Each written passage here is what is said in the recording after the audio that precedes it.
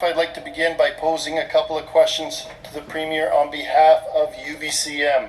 Premier, you know that we've this Strong Fiscal Future report back in 2013 really didn't gain a lot of traction at the time. It was a great report. It was comprehensive.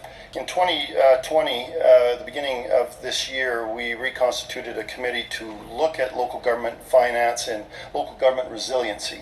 So out of that, a great group of people from large, rural, urban EA directors from across the province, people from within communities, worked together on the 20 recommendations that we came up with. So my first question would be, they're so lockstep with the province. So, will the province commit to a working partnership with UBCM in order to strengthen the local government finance system to support shared local provincial priorities as outlined in UBCM's policy paper?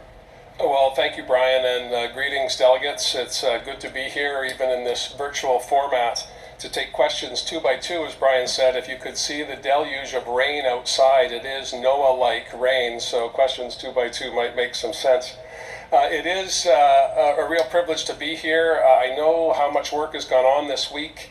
I talked to my ministers as they've gone through the series of meetings that we do every year at UBCM, and every year I learn more about the diverse nature of our province, the needs that differ from community to community, region to region. But what is common, as you say, Brian, and the UBCM executive has been absolutely direct on, is the need to address financing going forward. These are massive challenges. They are always complex. I have asked Minister Osborne and Minister Robinson staff to work with UBCM and municipalities and local governments across the province, establish an MOU so we can create the funding formula going forward to meet the challenges we all know exist, whether it's on infrastructure, whether it's on operating services, whether it's on any number of things. We need to have a new way forward. And that starts for me on Monday with the election of a new government in Ottawa. I have said to the urban mayors or the major city mayors conference that if we are going to address the mental health issues in communities not just big but small across BC, we need a partnership with Ottawa. And how that comes forward in my mind is through changing the Canada Health Transfer. This is a shared view by provinces from coast to coast to coast. If we get a more appropriate share of health funding, we can diversify how we deliver services, how we assist municipalities on that front, and that will also have more resources in the provincial treasury so that we can reallocate those dollars that do come in back to municipalities to provide services for people. You all know these things don't happen overnight, but I'm confident with Minister Osborne and Minister Robinson both being very familiar with UBCM, very familiar with local government. They're extra committed to make sure that we put in place during this mandate a framework that will assist municipalities and local government meet the challenges going forward. That's our commitment, but you need to know that there's a lot of moving parts. We have come through a global pandemic. Our budget numbers in the first quarter look very, very good relative to what we had anticipated, and we need to carry that forward throughout the fiscal year. And when we go into budget 2022, if we have a framework, an MOU in place, we can start to plan so that you can start to plan. But it needs a federal partner. That's absolutely critical. All three of the major political leaders at the federal level have made commitments to me that they will follow through on the Canada Health Transfer. And now we have to see if the proof is in that pudding and money starts to flow. Thank you, Premier. I do appreciate hearing that you wish to establish an MOU with UBCM on that resiliency paper, and I appreciate that. Thank you. One thing that UBCM's advocated for several years is reconciliation. Your government, in all of the ministers' mandate letters, your direction is to look at reconciliation. UBCM endorses that, and so do all governments across British Columbia. Will the province engage local governments as an order of government and partner during the implementation of UNDRIP and the negotiation of those agreements that relate to local government jurisdiction? Certainly, Brian, where there is overlap of jurisdiction, discussion has to take place. But we have to start from the principle of government-to-government negotiations between the Crown, represented by the province, and the federal government where it's appropriate. and local Indigenous nations. They, of course, Indigenous nations overlap with municipalities all across British Columbia.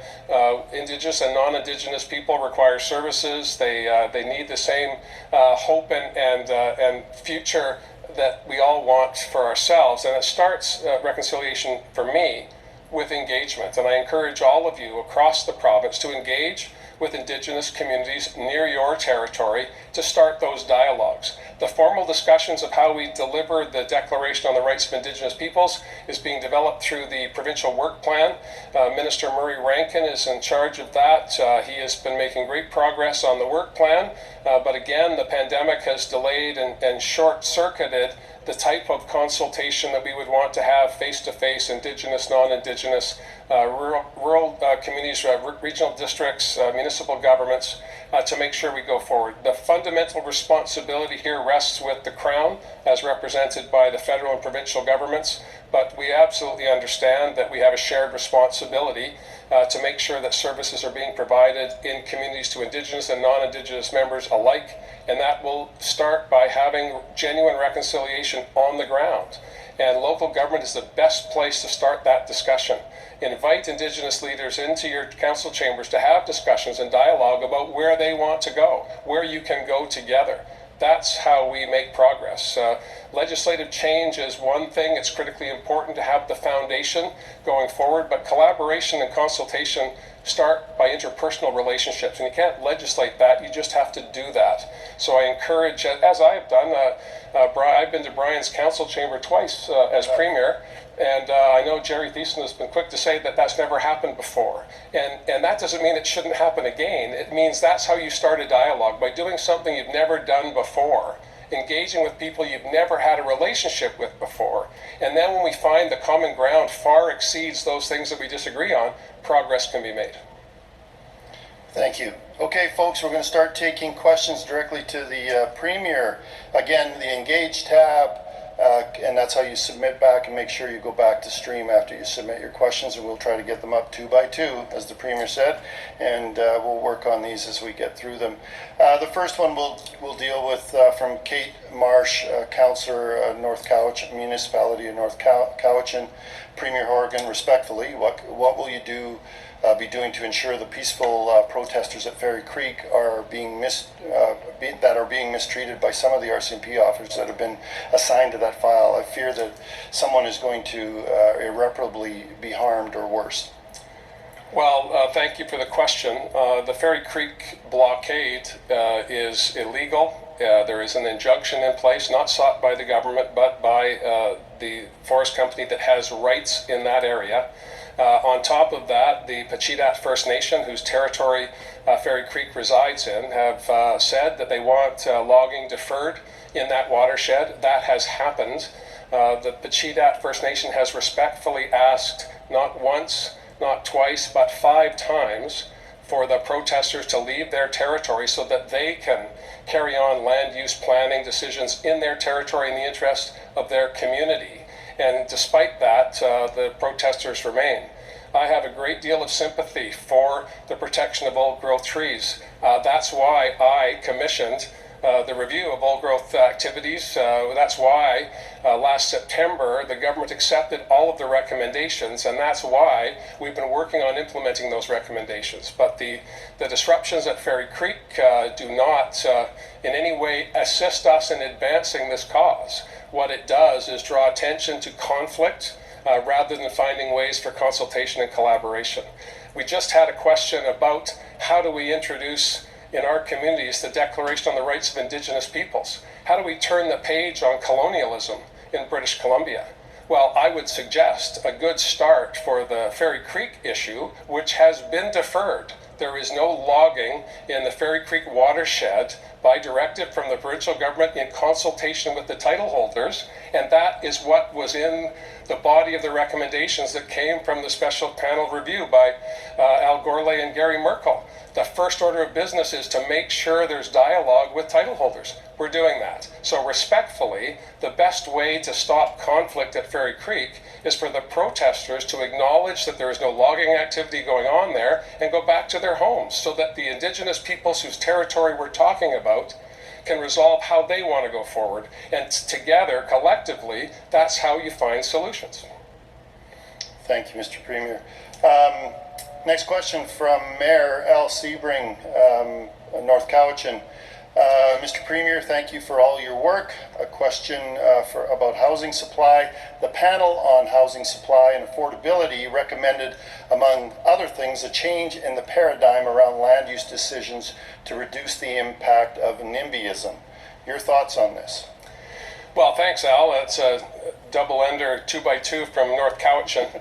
I think you're going to hear something about the disproportionate focus on Vancouver Island, which is my home. And thank you for the question, Al. These are also, again, complex issues. The reason we come to public life, as I said in my prepared remarks, was we want to make positive change. We want to leave our communities stronger than they were when we arrived. And the housing challenges we face are not just about the hard to house or the homeless. It's about making sure that young families can afford to live in the communities that they grew up in or the communities that they want to raise their families in. It starts with supply. And that means we have to find a way to work with developers, with decision makers at the local level so that decisions around density, decisions around location can be made in an open and transparent way. I don't want to interfere in that in any way. I want to work with you, Al, and other local governments across British Columbia to find ways to work with the challenges that development brings to communities where they don't necessarily want to see that development take place. But development must and will continue to happen in British Columbia. We are so fortunate to live here, and it is no surprise that a whole bunch of other people from across the country, across the continent, and indeed around the world want to come to British Columbia to raise their families. I'm the son of an immigrant. My father came here a long, long time ago to make a fresh start for himself, and I am the result of that. And I believe that British Columbia can and should be a place of hope and opportunity, but in order to have that hope realized, you need a house. You need a place to live. You need a home. And that is a work that has to be done together. Provincial government putting in place the incentives for development to take place, and local governments to know that they have the confidence to have the province have their back when they run into challenges with respect to how we implement these programs in a way that gives comfort to existing communities. These are enormous challenges. You know them better than I do.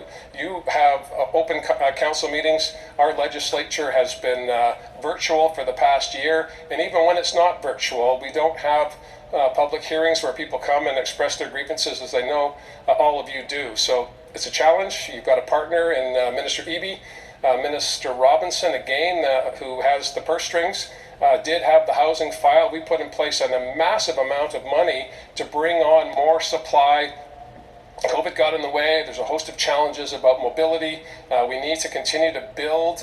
Need to continue to build the public transit that we'll need to move people around in our urban centers, but also ensure that in our rural communities and our smaller communities up and down the coast, in the interior and in the north, have the support they need to take on new people as they come to town. And the services that you will have to provide comes back to the first question, Brian, of making sure that there's a funding arrangement between our orders of government that makes sense for you. Thank you for the answer. Next question, just a reminder, folks, if you want to get a question in, hit the Engaged tab on your screen, and then once you've submitted it, you can go back to the stream, and then you'll be able to watch us live again. Next question from Councillor Bob Meacham, City of Pitt Meadows. Mr. Premier, thanks for your inspirational leadership. What can local governments do more during the pandemic? Keep up the good work. Well, thanks for that. My appeal to all of you, as I said in my prepared remarks, and as I say to each of you when I meet you in person, encourage your community to get vaccinated. We have had an unprecedented uptake in the offer of free, safe, effective vaccines across British Columbia. There are pockets where there is hesitancy and where there are people who genuinely aggressively oppose the prospect of a vaccination. I spoke this morning with Premier Kenney in Alberta. Alberta is in a significant crisis at the moment, looking for help from provinces across the country. We're fortunate that our health system is stable at the moment, but that could change. The vaccine is making this a pandemic of the unvaccinated. So I encourage you in your communities, in your neighborhoods, with your social groups. If there are people you know that are still curious or hesitant to get vaccinated, encourage them to do so. Provide them with thoughtful, science-based information to help them make that decision, and that's how we're going to be able to put the pandemic behind us. We have this tool. It's extraordinary. When I talk to Dr. Henry and she shows me the modeling, and I see her light up at the prospect of her getting back to a normal life, and of course all of us have been in a place we never thought we would ever be over the past 19 months, but walk a mile in Dr. Henry's flu bogs and then start to think about the enormous pressure on her to make sure she gives this government and the people of BC the guidance they need to protect themselves. She's been doing that diligently and faithfully. What we can do to support that is amplify that message. People have a way forward. They have a way out of this, and it's called a COVID-19 vaccination. Thank you. We're going to switch gears a little bit and talk about climate. One of the things that we had this week, Premier, was a heat dome presentation. We had 300 delegates attend, which was outstanding. Dr. Henderson and Minister Dix were there, and so it was good to hear what was going on. I was shocked to hear some of the data that was out there. But the question that Adrian Carr from Vancouver is asking is around climate, the rapid climate change. Will the government stop investments in fossil fuels, maybe instead facilitate more renewable energy production, including feed-in tariffs for First Nations, wind, solar farms, etc.?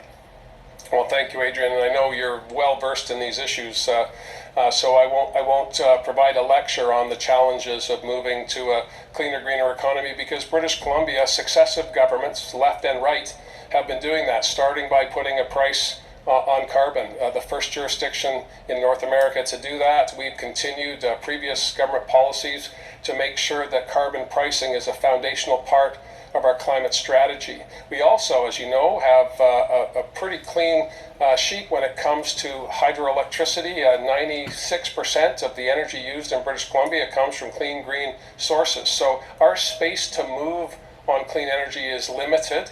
We can debate that. I know, Adrian, you might be already stomping on your computer right now with that statement, but we have a little room to move when it comes to clean, green energy. Where we can move is on transportation. Where we can move is on housing and infrastructure, physical infrastructure, buildings, where another third of our emissions come from. Mass timber, and I applaud all of the jurisdictions in British Columbia who are taking on the challenge of building with mass timber. We can use spare wood, residual wood products to create buildings like Brock Common at UBC, the stadium, the soccer stadium in Langford, and the resort addition in Penticton are just some of the examples that I visited recently. So building with mass timber allows us to continue to have a high value forest industry rather than the high volume that we have depended on for so long.